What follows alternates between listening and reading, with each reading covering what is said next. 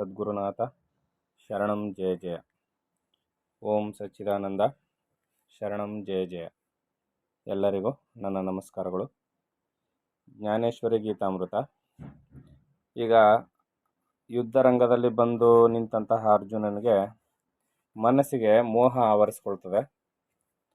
ಮೋಹ ಆವರಿಸ್ಕೊಂಡಾಗ ಏನು ಮಾಡ್ತಾನೆ, ಬಂಧು ಬಳಗವನ್ನೆಲ್ಲ ನೋಡಿ ಇವರನ್ನೆಲ್ಲ ನಾನು ಕೊಲ್ಲಬೇಕಲ್ಲ ಅಂತೇಳಿ ಕೃಷ್ಣನೊಂದಿಗೆ ಹೇಳ್ತಾನೆ, ಸ್ವಾಮಿ ನಾನು ಮಾತ್ರ ಇವರನ್ನು ಯಾರನ್ನೂ ಕೊಲ್ಲೋದಿಲ್ಲ. ಯಾಕಂದರೆ ಇವರನ್ನ ಕೊಂದರೂ ಒಂದೇ, ನಾನು ಧರ್ಮರಾಯ ಭೀಮಾದಿಗಳನ್ನ ಕೊಂದರೂ ಒಂದೇ. ಯಾಕಂದರೆ ಅವರು ನನ್ನ ಬಂಧು ಬಳಗವೇ, ಇವರು ನನ್ನ ಅಣ್ಣ ತಮ್ಮದಿರೇ, ಅವರು ನನ್ನ ಅಣ್ಣ ತಮ್ಮದಿರೇ.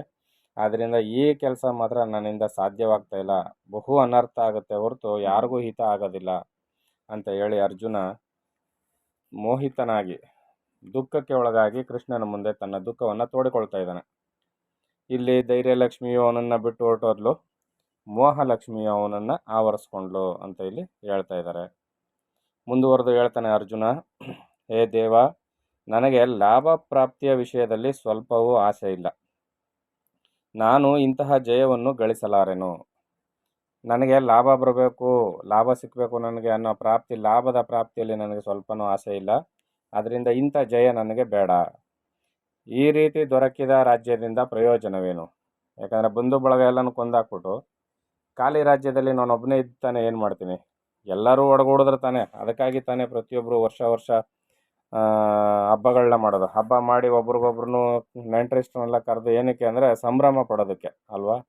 ಆ ರೀತಿಯಲ್ಲಿ ಬಂಧು ಬಳಗವೇ ಹೊರಟೋದ್ಮೇಲೆ ಯಾರನ್ನು ಕಟ್ಕೊಂಡು ನಾವು ಈ ರಾಜ್ಯಭಾರ ಮಾಡೋದು, ಯಾವ ಥರದ ಸುಖ ಅನುಭವಿಸೋದು ಅನ್ನೋ ರೀತಿಯಲ್ಲಿ ಅರ್ಜುನ ಏನು ಹೇಳ್ತಾ ಇದ್ದಾನೆ, ಈ ರಾಜ್ಯದಿಂದ ಪ್ರಯೋಜನವೇನು? ಯುದ್ಧದಲ್ಲಿ ಇವರೆಲ್ಲರನ್ನೂ ಕೊಲ್ಲುವುದರಿಂದ ದೊರಕುವ ಸೌಖ್ಯವು ನನಗೆ ಅಧಮಾಧಮವಾಗುವುದು. ಉತ್ತಮ, ಮಧ್ಯಮ, ಅಧಮ, ಅದಕ್ಕಿಂತಲೂ ಕೆಳಗಿನದು ಅಧಮಾಧಮವಾಗುವುದು. ತುಂಬ ಕೀಳುಮಟ್ಟದ ಇದು ಸೌಖ್ಯ ಅನ್ನಿಸ್ಬಿಡ್ತದೆ. ಯುದ್ಧವನ್ನು ಮಾಡದಿದ್ದರೆ ರಾಜ್ಯ ಸೌಖ್ಯವು ಲಭಿಸಲಾರದೆಂದರೆ ನನಗೆ ಬೇಡ.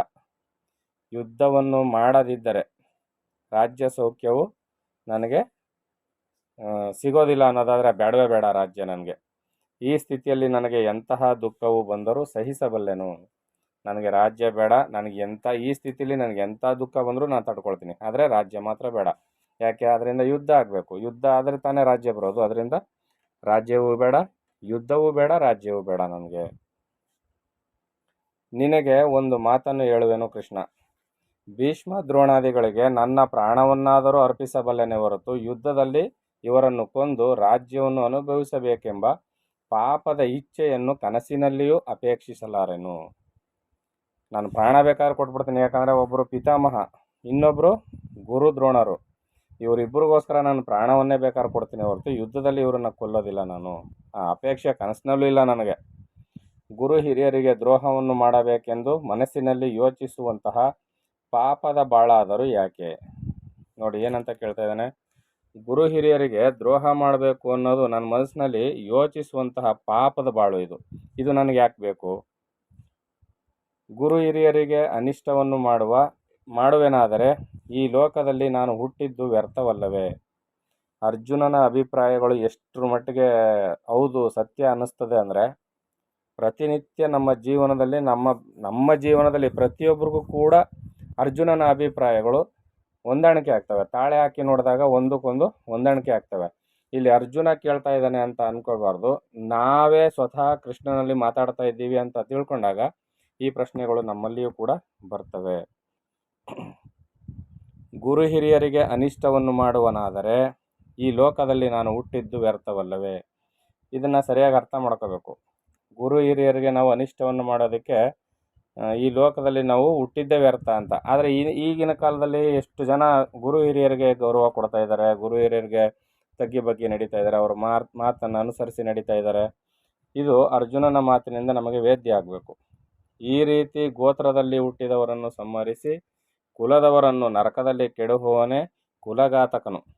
ಅರ್ಜುನ ಹೇಳ್ತಾರ ಮಾತು, ಕುಲವನ್ನು ಸಂಹರಿಸುವ ವಿಚಾರವು ನನಗೆ ಬರಬಾರದು.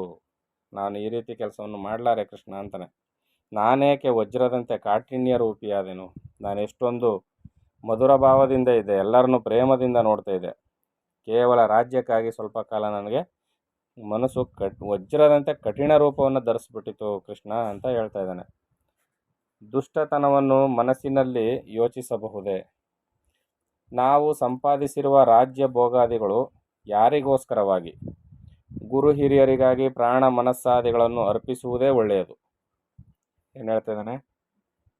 ಈ ರಾಜ್ಯ ಭೋಗಾದಿಗಳು ಯಾರಿಗೆ ಬೇಕು ಕೃಷ್ಣ?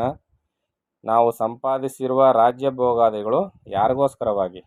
ಗುರು ಹಿರಿಯರಿಗಾಗಿ ಪ್ರಾಣ ಮನಸ್ಸುಗಳನ್ನು ಬೇಕಾದರೆ ಅರ್ಪಿಸುವುದೇ ಒಳ್ಳೆಯದು. ಅದರಿಂದ ನಾನು ಯುದ್ಧ ಮಾಡೋದಿಲ್ಲ ಅಂತ ಹೇಳ್ತಾನೆ. ದೇಶ ದೇಶದ ರಾಜರನ್ನು ನಾಶ ಮಾಡುವುದು ನಮ್ಮವರ ಅಭಿಲಾಷೆಯನ್ನು ಪೂರ್ಣಗೊಳಿಸುವುದಕ್ಕೆ ಅಲ್ಲವೇ? ಆದರೆ ಇದೇನು ವಿಪರೀತ! ಇಲ್ಲಿ ನೆರೆದಿರುವ ರಾಜರೆಲ್ಲರೂ ಸ್ವದೇಶ ಬಾಂಧವರೇ. ಬೇರೆ ಬೇರೆ ದೇಶದವ್ರನ್ನೆಲ್ಲ ನಾವು ನಾಶ ಮಾಡ್ತೀವಿ, ರಾಜ್ಯವನ್ನು ಸಂಪಾದನೆ ಮಾಡಬೇಕು, ನಮ್ಮ ರಾಜ್ಯ ವಿಸ್ತಾರ ಮಾಡಬೇಕು ಅಂತ. ಆದರೆ ಇಲ್ಲಿ ಯುದ್ಧಕ್ಕೆ ಬಂದು ನಿಂತವರೆಲ್ಲ ಇವರೆಲ್ಲ ಯಾರು ಗೊತ್ತಾ? ಸ್ವತಃ ನಮ್ಮ ದೇಶದವರೇ, ನಮ್ಮ ಬಾಂಧವರೇ. ಕುರುಕುಲಕ್ಕೆ ಭೂಷಣರಾಗಿರುವ ಇವರೇ ಯುದ್ಧಕ್ಕೆ ಬಂದಿರುವರೆಲ್ಲ. ಇಲ್ಲಿರುವ ರಾಜರೆಲ್ಲರೂ ಹೆಂಡತಿ ಮಕ್ಕಳು ಧನ ಸೌಖ್ಯ ಎಲ್ಲವನ್ನೂ ತೊರೆದು ಯುದ್ಧಕ್ಕಾಗಿ ನಿಂತಿರುವರು. ಆದರೆ ಕೈಯಲ್ಲಿ ಅಸ್ತ್ರವನ್ನು ಹಿಡಿದು ಗುರು ಹಿರಿಯರನ್ನು ಕೊಲ್ಲಬಹುದೇ? ನಾನು ಯಾರೊಡನೆ ಯುದ್ಧ ಮಾಡಲಿ, ಯಾರನ್ನು ಕೊಲ್ಲಲಿ? ತೋರುವವರೆಲ್ಲ ಮಿತ್ರ ಬಾಂಧವರಲ್ಲವೇ? ಯಾರನ್ನು ನೋಡಿದ್ರು ಮಿತ್ರರು ಬಾಂಧವರಾಗೇ ಕಾಣ್ತಾ ಇದ್ದಾರೆ. ನಾನು ಯಾರ ಜೊತೆ ಯುದ್ಧ ಮಾಡಲಿ ಕೃಷ್ಣ ಅಂತ ಕೇಳ್ತಾ ಇದ್ದಾನೆ. ನಾನು ವಿಸ್ತರಿಸಿ ಹೇಳಿದ ವಿಷಯವೆಲ್ಲವೂ ನಿನಗೆ ತಿಳಿಯದೆ ನಾನು ಈ ದುಃಖದಲ್ಲಿ ಇವರನ್ನು ಛೇದಿಸುವುದು ಎಂತು? ಇವ್ರನ್ನ ಹೇಗೆ ನಾನು ಶಸ್ತ್ರಾಸ್ತ್ರಗಳಿಂದ ಛೇದಿಸಲಿ, ಕೊಲ್ಲಲಿ ಅಂತ ಹೇಳ್ತಾ ಇದ್ದಾನೆ. ನಮ್ಮ ತಂದೆಯಾದ ಪಾಂಡುರಾಯನು ಸತ್ತ ಬಳಿಕ ನಮ್ಮನ್ನು ಹಸ್ತಿನಾಪುರಕ್ಕೆ ಕರೆತಂದು ಈ ಕುರುಪಿತಾಮಹನು ಕಾಪಾಡಿದನು. ಮುಂದೆ ಕಾಣಿಸುವ ಗಂಗಾಪುತ್ರನು ಕಲಿಭೀಮನಲ್ಲವೇ? ಈ ಕಥೆ ಎಲ್ಲ ನಿಮಗೆ ಗೊತ್ತಿದೆ, ಆದ್ದರಿಂದ ಮುಂದಿನ ವಿಚಾರಗಳನ್ನ ಹೋಗ್ತಾ ಇರ್ತೀನಿ. ಹೇ ಕೃಷ್ಣ, ಇವರನ್ನು ಕೊಂದು ರಾಜ್ಯವನ್ನು ಗಳಿಸುವುದಾದರೂ ಯೋಗ್ಯವೇ? ಇನ್ನು ಗುರುಗಳಾದ ದ್ರೋಣರಿಗೆ ನನ್ನಲ್ಲಿ ಅಪಾರ ಪ್ರೇಮವಿರುವುದು. ಹೌದು, ದ್ರೋಣಾಚಾರ್ಯರ ಪಟ್ಟ ಶಿಷ್ಯರು ಅರ್ಜುನ. ಇನ್ನು ಭೀಷ್ಮರು ಇವರು ಕಾಡಿನಲ್ಲಿ ಪಾಂಡು ಮೃತ್ಯು ಹೊಂದಿದಾಗ ಇವ್ರನ್ನೆಲ್ಲ ಕರೆತಂದು ರಾಜ್ಯದಲ್ಲಿ ಕಾಪಾಡಿ ವಿದ್ಯಾಭ್ಯಾಸವನ್ನೆಲ್ಲ ಮಾಡಿಸಿದರು. ನನಗೂ ಸಹ ಇವರ ಮೇಲೆ ಅಪಾರವಾದ ಪ್ರೇಮವಿರುವುದು. ಗುರುಗಳ ಮೇಲೆ ಅಸ್ತ್ರವನ್ನು ಪ್ರಯೋಗಿಸುವುದಾದರೂ ಹೇಗೆ?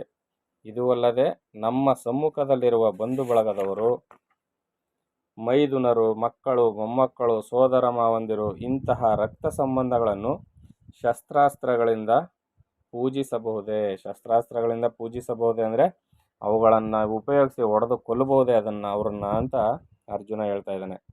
ಇವರನ್ನು ಕೊಲ್ಲುವೆನೆಂದು ನಾಲಿಗೆಯಿಂದ ಉಚ್ಚರಿಸಿದ್ದೇ ಮಹಾಪಾಪವು. ದೇವ, ನೀನೇ ಯೋಚಿಸು. ಕೃಷ್ಣನಿಗೆ ಹೇಳ್ತಾ ಇದ್ದಾನೆ, ಇವ್ರನ್ನ ಕೊಲ್ಲಬೇಕು ಅಂತ ಮನಸ್ಸಲ್ಲಿ ಬಂತಲ್ಲ, ಅದೇ ದೊಡ್ಡ ಮಹಾಪಾಪ. ಅದರಿಂದ ದೇವ, ನೀನೇ ಯೋಚಿಸಿ, ಇದು ಸರಿಯಾದ ಮಾರ್ಗವ ಅಂತ ಕೇಳ್ತಾನೆ. ಇವರನ್ನು ಸಂಹರಿಸುವುದಕ್ಕಿಂತಲೂ ನೀವು ಅಪೇಕ್ಷಿಸಿದಂತೆಯೇ ಮಾಡಿಕೊಳ್ಳಿರೆಂದು ಹೇಳಿದರೆ ಎಷ್ಟೋ ಒಳ್ಳೆಯದಲ್ಲವೇ? ನೋಡ್ರಪ್ಪ, ನಾನು ನಿಮ್ಮ ಜೊತೆ ಯುದ್ಧ ಮಾಡೋದಿಲ್ಲ, ನಿಮ್ಮನ್ನು ಕೊಲ್ಲೋದು ಇಲ್ಲ. ನಿಮ್ಮ ಮನಸ್ಸಿಗೆ ಏನು ಬರುತ್ತೆ, ನಿಮ್ಗೆ ಅಪೇಕ್ಷೆ ಏನಿದೆಯೋ ಅದರಂತೆ ಮಾಡ್ಕೊಳ್ಳಿ ಅಂತ ಹೇಳ್ಬಿಡೋದೇ ಒಳ್ಳೆಯದಲ್ವ ಕೃಷ್ಣ ಅಂತ ಅರ್ಜುನ ಹೇಳ್ತಾನೆ. ಒಂದು ವೇಳೆ ಇವರು ನನ್ನನ್ನೇ ಸಂಹರಿಸಿದರು, ನಾನು ಮಾತ್ರ ಪ್ರತೀಕಾರವನ್ನು ಮಾಡೆನು. ಬಿಲ್ಲನ್ನು ಹಿಡಿದು ಕೊಲ್ಲಲಾರೆನು. 3 ಲೋಕದ ರಾಜ್ಯವು ದೊರೆತರೂ ಸಹ ನಾನು ಇಂತಹ ಅನುಚಿತ ಯುದ್ಧವನ್ನು ಮಾಡಲಾರೆನು. 3 ದಿನ ಬಾಳುವುದಕ್ಕಾಗಿ ಇಂಥ ಹೀನ ಕೆಲಸವನ್ನು ಮಾಡಬೇಕೆ? ಹೇ ದೇವ, ನಿಜವಾಗಿರುವ ಸಂಗತಿಯನ್ನು ವಂಚಿಸದೆ ನೀನು ಹೇಳು. ಗುರು ಹಿರಿಯರು ಸೋದರರನ್ನು ಕೊಂದರೆ ಜಗತ್ತು ನನ್ನನ್ನು ನಿಂದಿಸಲಾರದ? ಕೃಷ್ಣ, ನೀನು ನಿಜವಾದ ವಿಚಾರವನ್ನು ನನಗೆ ಹೇಳು. ಗುರು ಹಿರಿಯರನ್ನ ಕೊಂದರೆ ಮತ್ತು ಒಡ ಹುಟ್ಟಿದವ್ರನ್ನ, ಅಣ್ಣ ತಮ್ಮಂದಿರನ್ನ, ದಾಯಾದಿಗಳನ್ನ ಕೊಂದರೆ ಲೋಕ ನನ್ನನ್ನು ನಿಂದನೆ ಮಾಡೋದಿಲ್ವಾ? ಅರ್ಜುನ ಎಂಥ ಮೂರ್ಖನಾಗಿದ್ದ! ಅಣ್ಣ ತಮ್ಮಂದಿರನ್ನ ಕೊಂದ, ಗುರು ಹಿರಿಯರನ್ನ ಕೊಂದ ಅನ್ನೋದಿಲ್ವಾ? ನೀನೇ ಹೇಳು ಕೃಷ್ಣ, ಇದು ನಿಜ ತಾನೇ ಅಂತ ಕೇಳ್ತಾನೆ. ಗುರು ಹಿರಿಯರು ಸೋದರರನ್ನು ಕೊಂದರೆ ಜಗತ್ತು ನನ್ನನ್ನು ನಿಂದಿಸಲಾರದೆ. ನೀನಾದರೂ ಮಾಡುವ ದುಷ್ಕಾರ್ಯವನ್ನು ನೋಡಿ ಮೆಚ್ಚುವೆ. ಅವರೆಲ್ಲ ಇರಲಿ ಕೃಷ್ಣ, ನಾನು ಮಾಡತಕ್ಕಂಥ ಈ ಘನಕಾರ್ಯವನ್ನು ನೋಡಿ ನೀನು ತಾನೇ ಮೆಚ್ಕೊಳ್ತೀಯಾ? ನಾನು ತಲೆ ಎತ್ತಿ ನಿರ್ಭಯದಿಂದ ನಿನ್ನ ಕಡೆ ನೋಡುವುದಾದರೂ ಹೇಗೆ? ತಪ್ಪಿತಸ್ಥನಾದ ಮೇಲೆ ಹಿರಿಯರನ್ನ, ಸರಿಯಾದ ಜೀವನವನ್ನು ಮಾಡ್ತಾ ಇರೋರನ್ನ ನೋಡೋದಕ್ಕೆ ಮನಸ್ಸು ಒಪ್ಪೋದಿಲ್ಲ. ಯಾಕೆಂದರೆ ನಾವು ತಪ್ಪು ಮಾಡಿರ್ತೀವಲ್ಲ ಅದಕ್ಕೆ. ಅಂದರೆ ನಾನಾದರೂ ಕೂಡ ತಲೆ ಎತ್ತಿ ನಿನ್ನ ನೋಡೋಕ್ಕಾಗುತ್ತಾ ಕೃಷ್ಣ? ಈ ಕೆಲಸವನ್ನು ಮಾಡಿದರೆ ದಯವಿಟ್ಟು ನನಗೆ ಮಾರ್ಗದರ್ಶನವನ್ನು ಮಾಡು, ತಿಳಿಸು ಅಂತ ಕೇಳ್ತಾನೆ. ಇನ್ನು ಮುಂದಿನ ಆಡಿಯೋದಲ್ಲಿ ಏನು ಮಾತು ಮುಂದುವರಿತದೆ ಅಂತ ನೋಡೋಣ. ಎಲ್ಲರಿಗೂ ಒಳ್ಳೆಯದಾಗಲಿ. ಓಂ ಸದ್ಗುರುನಾಥ ಶರಣಂ ಜಯ ಜಯ. ಓಂ ಸಚ್ಚಿದಾನಂದ ಶರಣಂ ಜಯ ಜಯ. ಹರಿ ಓಂ ತತ್ಸತ್. ಹರಿ ಓಂ ತತ್ಸತ್. ಹರಿ ಓಂ ತತ್ಸತ್.